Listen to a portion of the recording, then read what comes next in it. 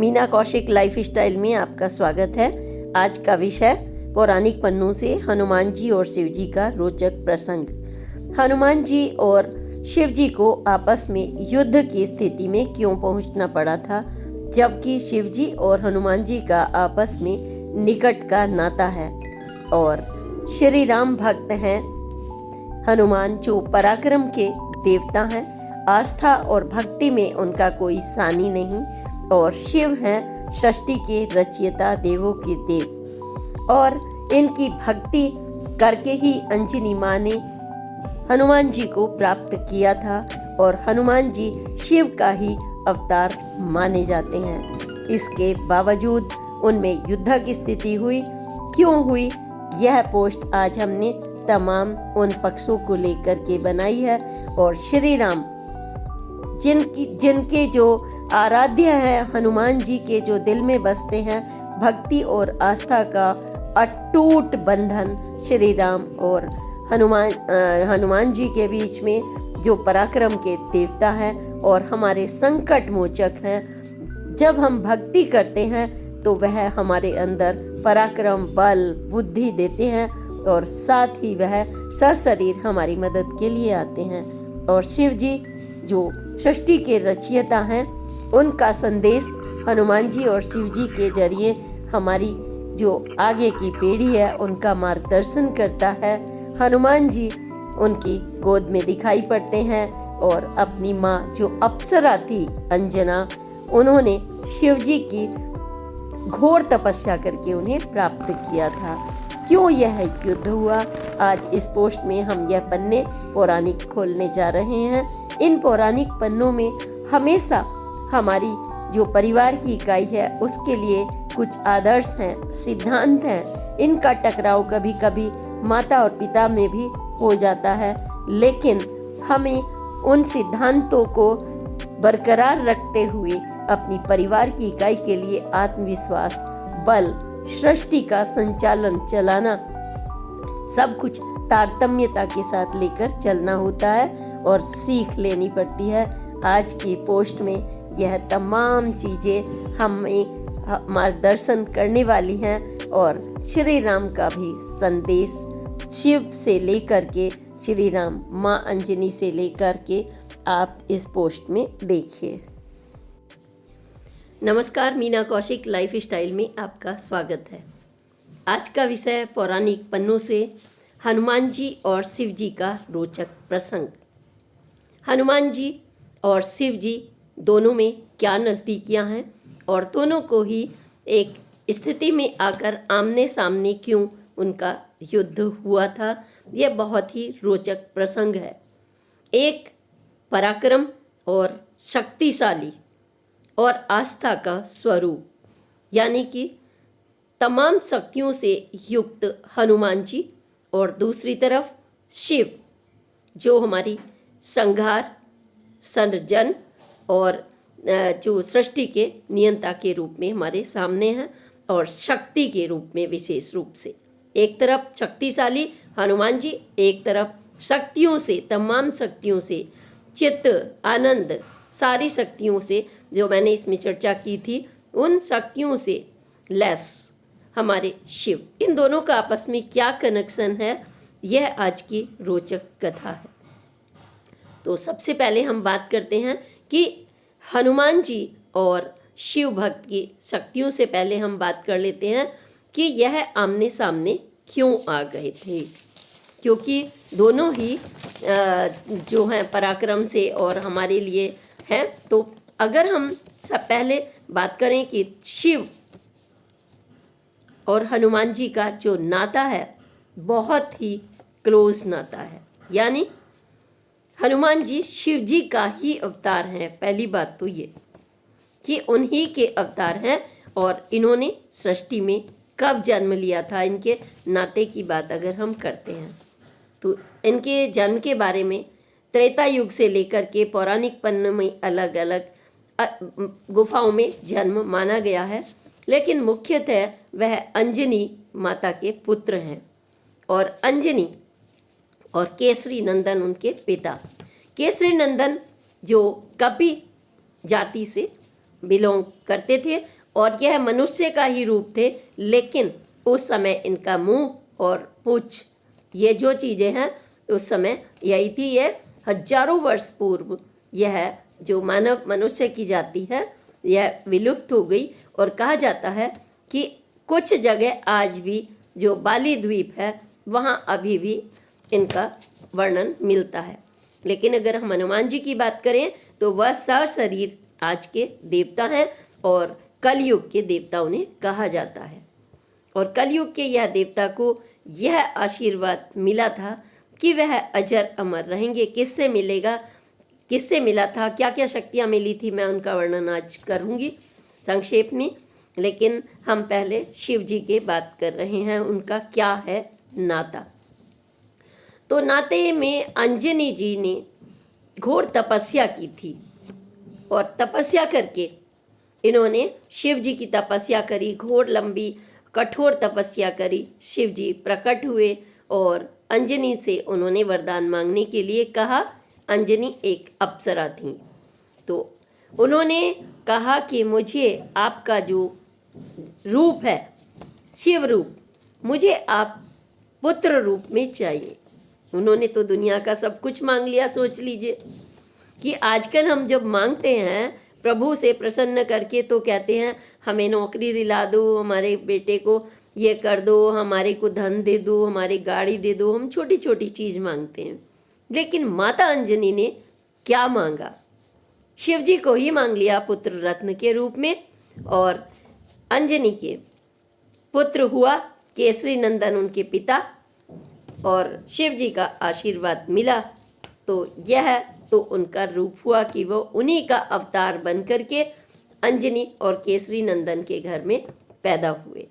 और यह पराकाष्ठा थी उनकी आस्था की और धर्म की। जब हम किसी से मांगते हैं तो क्या मांगते हैं। और दूसरी तरफ हनुमान जी का जन्म, एक और कथा जुड़ी हुई है कि कैसे वहाँ त्रेता युग में इनका अवतार हुआ। तो हनुमान जी का अवतार जो हुआ दूसरे कथा के मुताबिक, जब रावण का आतंक बढ़ रहा था। रावण और देवताओं का हमेशा से रहता है एक वैचारिक मतभेद, और वैचार के साथ ही फिर शक्ति भी आ जाती है और एक दूसरे के दुश्मन हो जाते हैं। एक दूसरे की पत्नी पर, दौलत पर और तमाम तरह के अपराध प्रवृत्ति बढ़ जाती है। तो ऐसे में रावण का आतंक बढ़ रहा था, देवता परेशान हो गए थे। हालांकि रावण तमाम 16 विद्याओं के ज्ञाता थे और वो ब्राह्मण थे और उन्होंने उनके अपने अलग सिद्धांत थे। हाँ, थोड़ा सा घमंड और परस्त्री के बारे में उनकी चर्चा हुई है। तो उसमें विष्णु जी अवतार लेने वाले थे और फिर कहा जाता है कि भगवान शिव ने स्वयं, जब रावण के मतलब राम ने भी अवतार लिया उनका अंत करने के लिए, और विष्णु जी और ये चर्चा हुई, तो फिर शिव जी ने भी राम की मदद करने के लिए, क्योंकि एक माया थी भाई, नहीं तो सीता को कौन चुरा सकता था, आप बताइए। लेकिन एक माया थी, माया रचनी पड़ती है कभी कभी जब दैत्यों का आतंक बढ़ जाता है, क्योंकि उन्हें सीधे सीधे आप नहीं हरा पाते, देवता भी नहीं हरा पाते, विद्वान दिमाग से चलता है। तो उन्होंने दिमाग से लिया और हनुमान जी का जन्म शिव जी ने ले लिया। यानी सोचिए कि आखिरकार वो शिव ही अंश है। और एक इनका रूप हो, 11वां रूप इनका रुद्र रूप में भी है, वो भी हनुमान जी का ही रूप है। अब हम बात करते हैं श्रद्धा और भक्ति की, क्योंकि हनुमान जी का और श्री राम का नाता है और इसी से जुड़ा हुआ है, क्योंकि इसको अलग करके नहीं देखा जा सकता। आराध्य श्री राम ने जब अवतार लिया तो हमारे जो शिव जी हैं देवों के देव, उसमें श्री राम उनकी आराधना करते हैं। आपने देखा होगा कि रामेश्वरम में उन्होंने वहाँ पर पूजा की थी शिवलिंग बनाकर, और भगवान जी की पूजा करके ही वह युद्ध के लिए चले थे। अब आता है कि जब ये एक दूसरे का अंश हैं, खुद ही अंश हैं, तो फिर हनुमान जी को और शिव जी को आपस में क्यों युद्ध की स्थिति आ गई, क्यों टकराने की नौबत आ गई? कभी कभी सिद्धांतों की वजह से या वचन देने की वजह से आदमी को अपने ही आत्मा से लड़ना पड़ता है, खुद की और अपने ही लोगों से दूरियां बनानी पड़ती हैं, क्योंकि उनका वचन भी सामने होता है और भक्ति भी। एक कोई हमारा भक्त है और हमने उसे वचन दिया है और दूसरा आदमी टकरा जाए। राजनीति में होता है, घर में होता है, एक बच्चे को आप बहुत प्यार करते हैं और दूसरे बच्चे से भी आपका उतना ही स्नेह होता है, लेकिन कभी कभी आपको कठोर स्थितियों का सामना करना पड़ता है। और वो कैसी भी कठोर स्थितियाँ हो, लेन की देन की बंटवारे की, उस समय आपको कुछ निर्णय अपने भी लेने पड़ते हैं। जब हम अपने निर्णय नहीं लेते तो उसका नतीजा गलत होता है, हमें एक पक्षीय नतीजा नहीं लेना होता। तो अब आप सुनेंगे क्यों टकराए, ये रोचक प्रसंग आप जरूर जानना चाहेंगे। भगवान श्री राम जब विजय प्राप्त हो गई और देवताओं का लक्ष्य प्राप्त हो गया, तो उसके बाद जब वो अपने साम्राज्य में वापस आए थे, तो आपको पता ही है उन्होंने अश्वमेध यज्ञ किया। और शक्ति की परीक्षा होती है, भाई कौन सामने है हमारे, आ जाए देवताओं। हमने तो देवताओं ने ये उनको रावण को हरा दिया, तो आदमी अपना अपने अपने ढंग से करता है। तो उन्होंने अश्वमेध यज्ञ में जो घोड़े छोड़े थे, अपना घोड़ा छोड़ा था, तो उसको आएगा। वो घोड़ा दौड़ते दौड़ते देवपुर नगर में जा पहुंचा। और देवपुर नगर में वहाँ के राजा थे वीरमणि। अब वीरमणि कौन थे? वीरमणि शिव जी के अनन्य भक्त थे।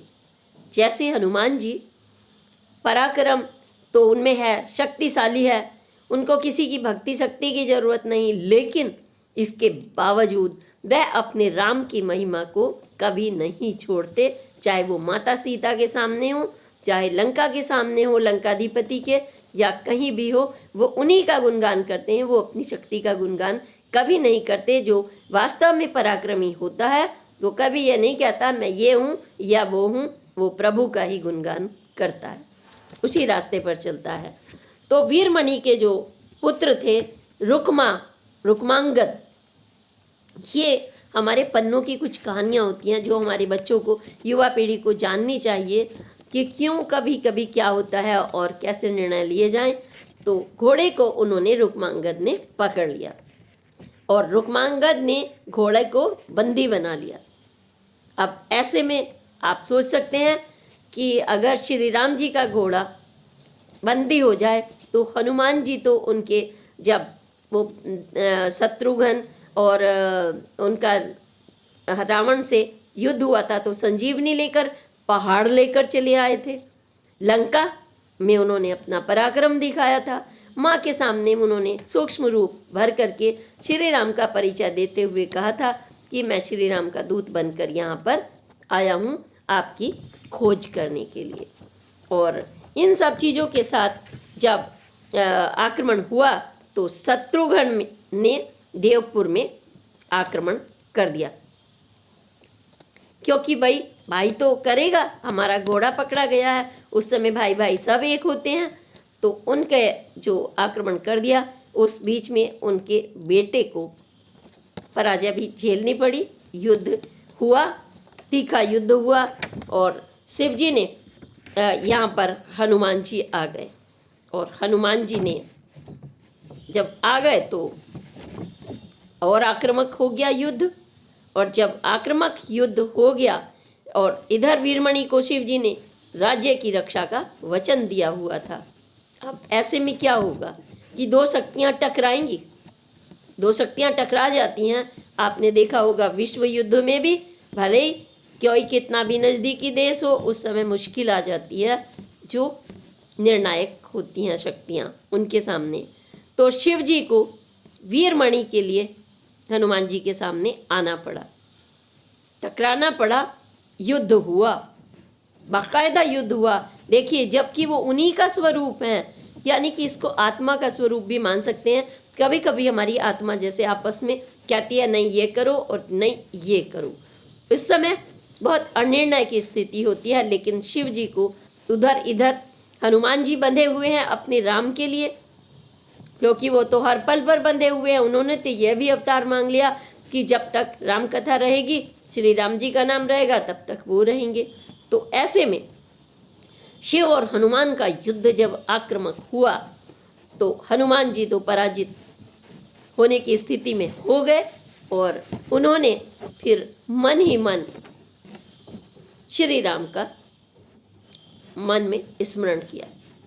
एकदम से श्री राम प्रकट हो गए और फिर तो आप समझ ही सकते हैं कि श्री राम तो शिव जी के भक्त हैं, और शिव जी के भक्त हैं तो वो नतमस्तक हुए और उन्होंने बीच बिचावा हुआ और युद्ध शांत हुआ।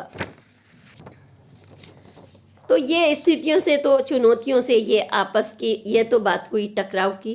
खैर, लेकिन अब हम अगर बात करें हनुमान जी के और उनके, तो उनका आपको पता ही चल गया कि दोनों का एक ही रिश्ता है, बहुत ही नज़दीकी रिश्ता।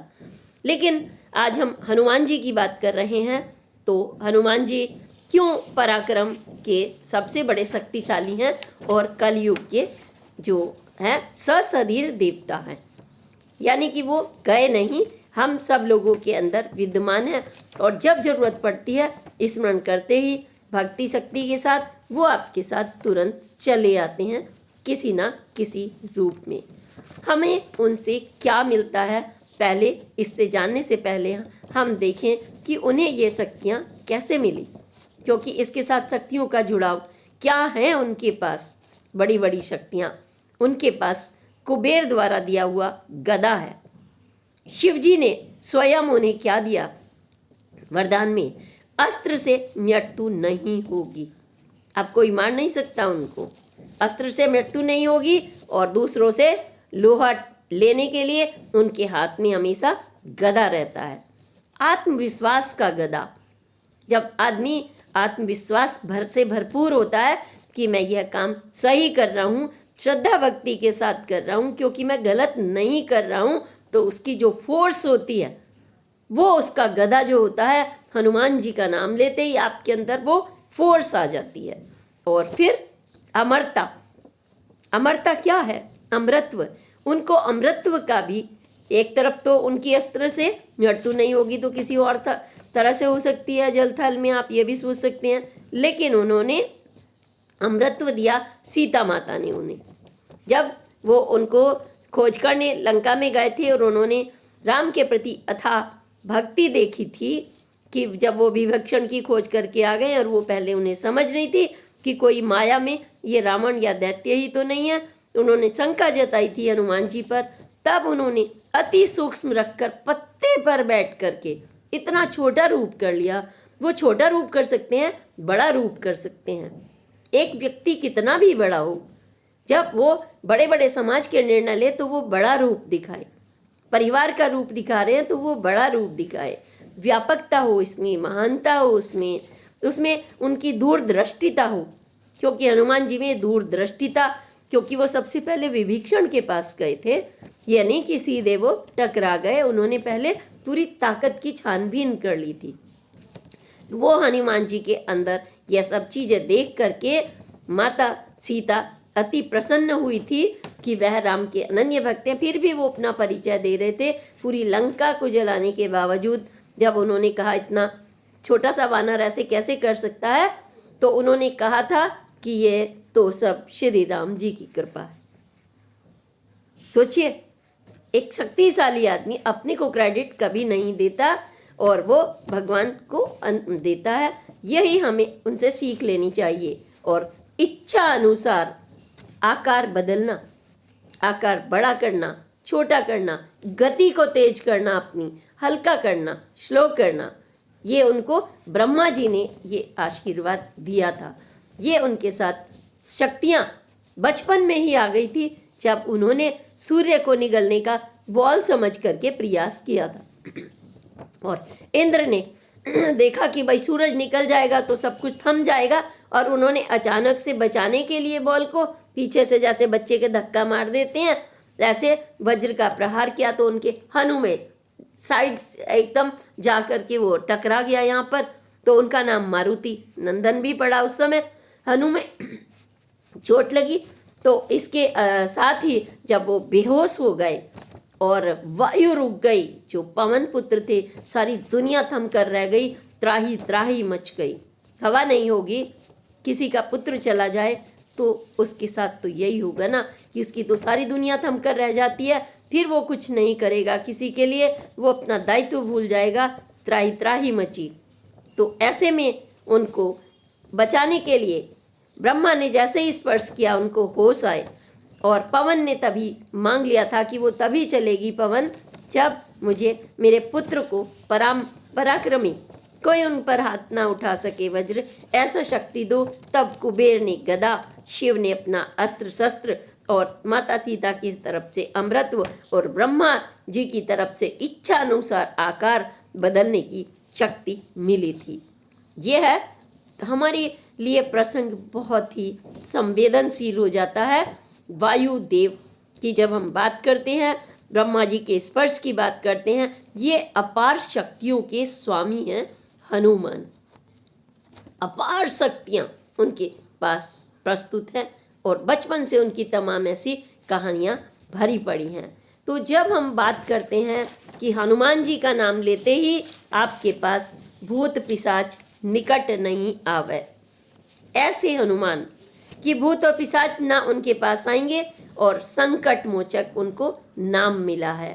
संकट मोचक यानी कोई भी संकट हो आप उनको याद तो कीजिए, अपने आप आपके संकटों का और चुनौतियों का निवारण हो जाएगा, क्योंकि आप उनके भक्त हैं।